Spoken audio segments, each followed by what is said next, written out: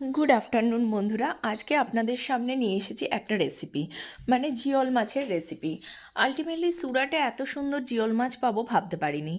एखाने जेमन एटा शिंगि माछ एछाड़ा मागुर शोल कई सब रकम पाওয়া যাচ্ছে মানে এই সিজনটাতে পাওয়া যাচ্ছে। তো মাছটাকে খুব ভালো করে পরিষ্কার করে ধুয়ে নিয়েছি, তারপরে এটাকে নুন হলুদ আর সামান্য তেল দিয়ে ম্যারিনেট করে রাখলাম। আসলে তেলটা দিলাম তার কারণ হচ্ছে শিঙি মাছ একটু ফাটে। আর এর মধ্যে মিক্সিতে আমি গোটা জিরে আর একটাই কাঁচা লঙ্কা দিলাম, কেননা আরাধ্যা খাবে ঝাল হয়ে যাবে। আদা কুচি আর আধা হাফ অনিয়ন দিলাম, দিয়ে একসাথে খুব ভালো করে পেস্ট করে নিলাম। তেলের মধ্যে মাছগুলো দিয়ে ভেজে তুলে রাখলাম।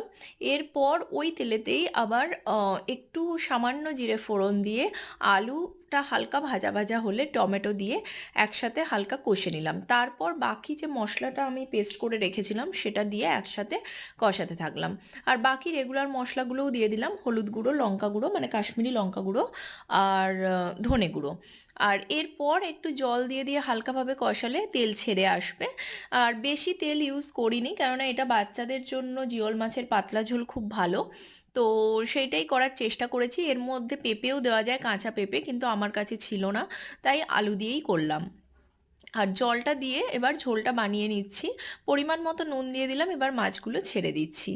তো আরাধ্যার খুব পছন্দের মাছ এটা, তাই বানাচ্ছি। এবং বাচ্চাদের সত্যিই খুব উপকারী, বাচ্চা কেন সবাইয়েরই, অসুস্থ যারা থাকেন তাদের জন্যও খুব ভালো। লাস্টে ধনেপাতা দিয়ে ছড়িয়ে সার্ভ করলাম। তো